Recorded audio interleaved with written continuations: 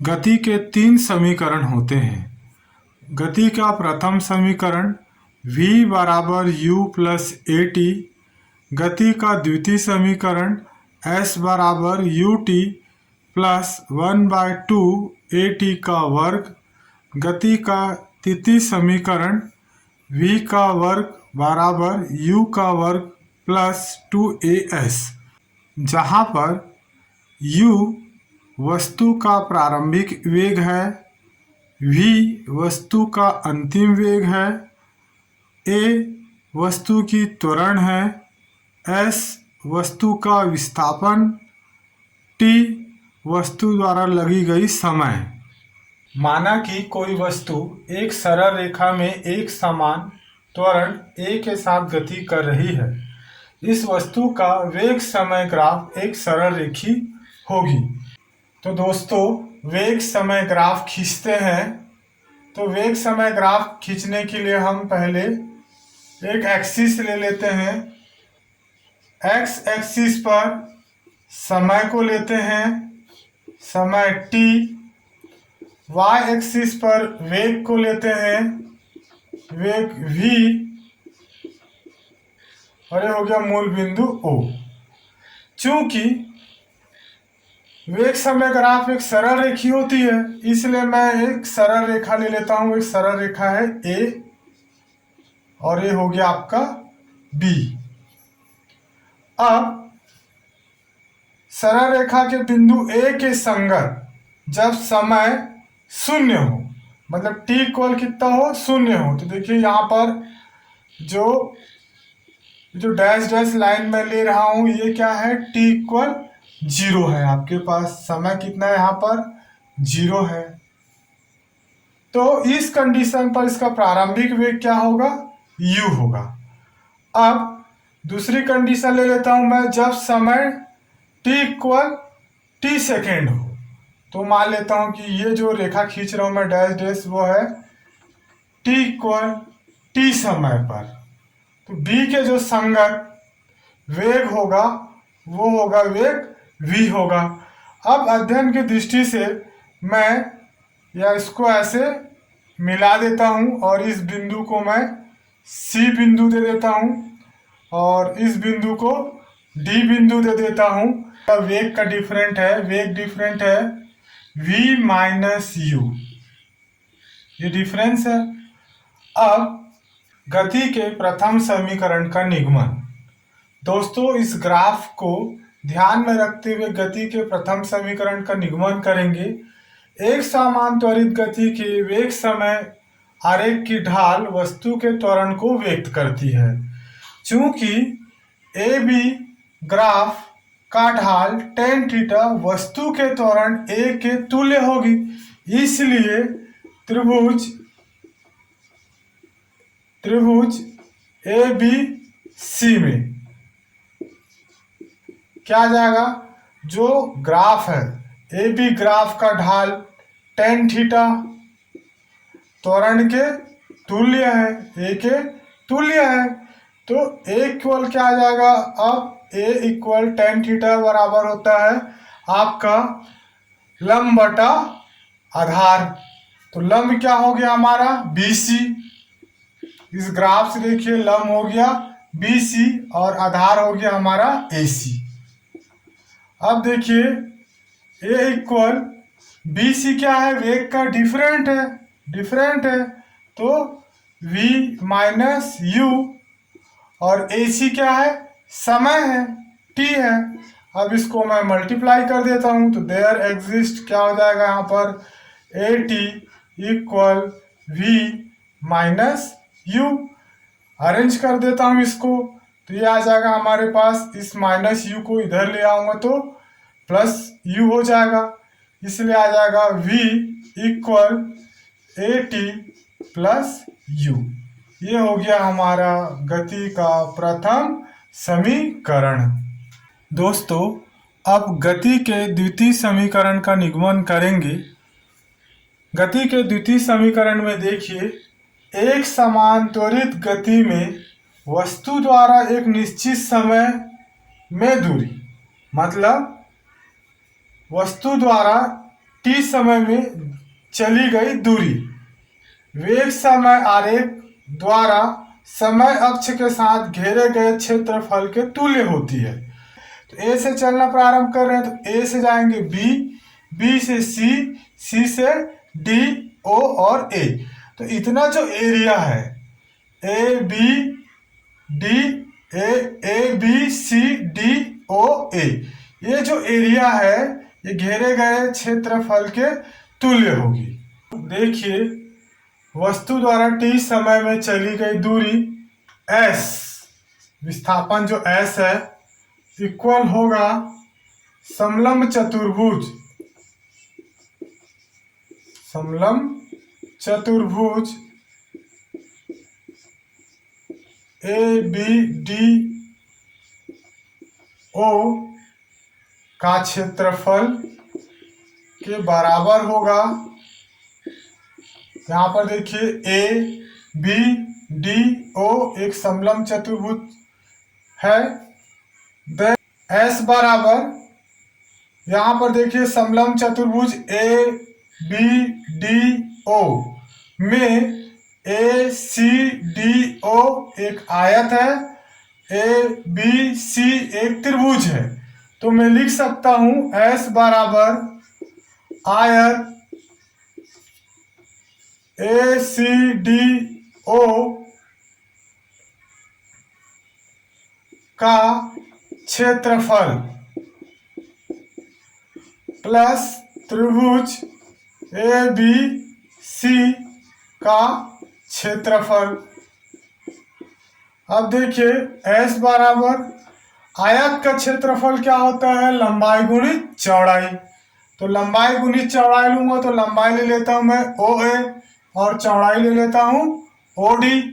तो यहाँ पे देखिए OA गुना OD प्लस त्रिभुज का क्षेत्रफल। त्रिभुज का क्षेत्रफल होता है आपका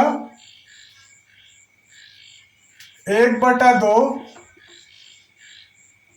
इंटू AC इंटू BC, मतलब त्रिभुज का क्षेत्रफल 1/2 आधार गुणित ऊंचाई। तो यहाँ पे जो आधार है वो AC हो गया और ऊंचाई हो गया BC हो गया।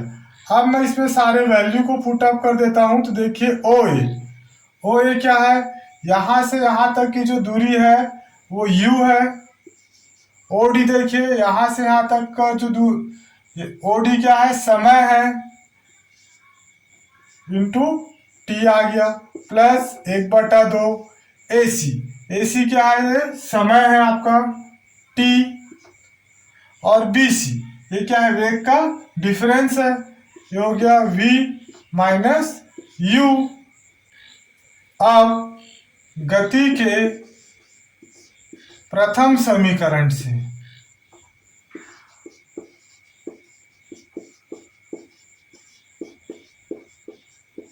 क्या है, गति का प्रथम समीकरण V equal AT plus U। अब मैं प्लस U को इधर ले आता हूं तो V minus U equal AT। तो यहाँ पर देखिए अब मुझे इसकी वैल्यू प्राप्त हो गई, कितना वैल्यू प्राप्त हो गई, 80।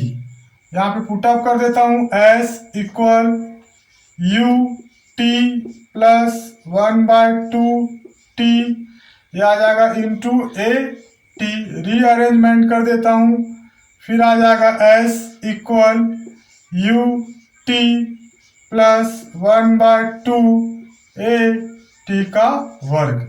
ये जो समीकरण प्राप्त हुआ है ये है हमारा गति का द्वितीय समीकरण। अब हम गति के तृतीय समीकरण का निगमन करेंगे। देखिए वस्तु v वेग से चलना प्रारंभ करता है तथा t समय पश्चात इसका वेग v हो जाता है। कहने का मतलब है दोस्तों यहाँ पर t समय में वस्तु द्वारा दूरी ज्ञात करना। देखिए पहले वस्तु जो है O से चलना प्रारंभ की, O से चलना प्रारंभ की तो उसका वेग कितना था, U था। t समय पश्चात उसका वेग कितना हो गया, v हो गया। इसलिए t समय में वस्तु की दूरी ज्ञात करेंगे तो यहाँ पर विस्थापन S बराबर समलंब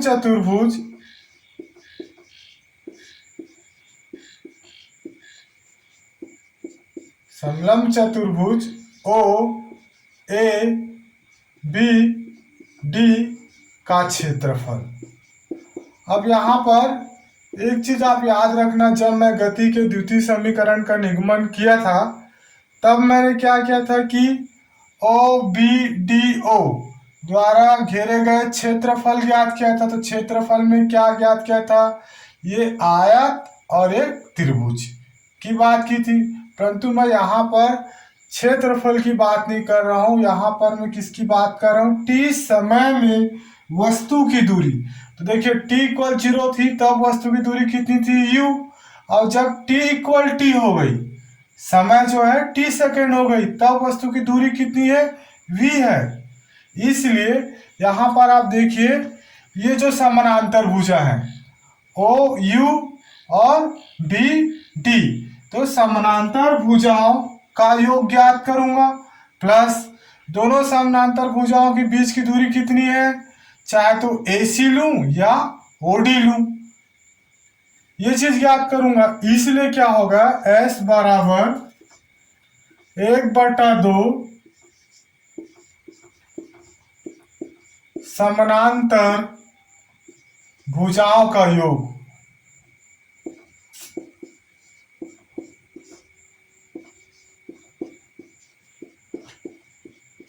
प्लस समानांतर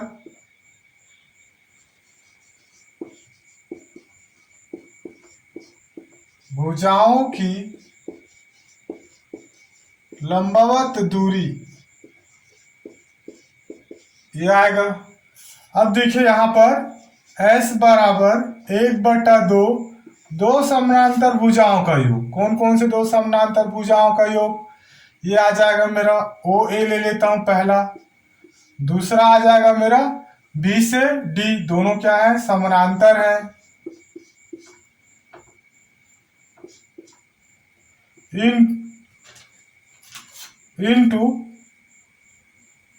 इनटू का सिंबल है, इनटू दोनों भुजाओं की लंबवत दूरी, दोनों भुजाओं की लंबवत दूरी क्या ले लेता हूं मैं, OD ले लेता हूं। अब देखिए दोस्तों मैं यहाँ पर वैल्यू पुटअप कर देता हूं, 1/2, आप चित्र पर देखिए, इस वीडियो पे चित्र थोड़ा सा कट रहा है। OA की दूरी कितनी है, U है, और BD की दूरी कितनी है, V है,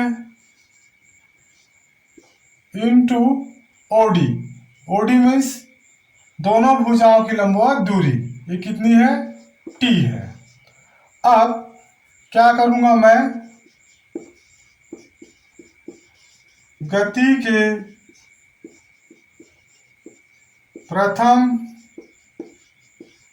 समीकरण से t की वैल्यू निकाल लूंगा। तो गति का प्रथम समीकरण v equal AT plus u, यहां से t की वैल्यू आ जाएगी t equal v minus u upon a। अब इस t की वैल्यू को यहाँ पे पुटअप कर देता हूँ, साथ ही साथ इसको मैं रीअरेंजमेंट कर देता हूँ, 1/2, इसको क्या लिख सकता हूँ, v plus u into t की वैल्यू आ जाएगी v minus u upon a। अब देखिए क्या वैल्यू आएगी, s इक्वल 1/2 पूरे का बट्टा a हो गया। अब ये दोनों मल्टीप्लाई हो जाएगा, मल्टीप्लाई होकर आएगा मेरे पास ये v का वर्ग माइनस u का वर्ग। अब देखिए इसको फिर से रीअरेंजमेंट कर देता हूँ, तो 2a s के साथ मल्टीप्लाई हो जाएगा, तो हो जाएगा ये 2as इक्वल क्या बचेगा मेरे पास, v का वर्ग माइनस u का वर्ग। इसको रीअरेंजमेंट करके लिख देता हूँ, 2as माइनस u किधर ले आओ तो ये हो जाएगा प्लस u का वर्ग इक्वल v का वर्ग, या ये आ जाएगा v का वर्ग इक्वल u का वर्ग प्लस 2as। ये हो गया हमारा गति का तीसरा समीकरण।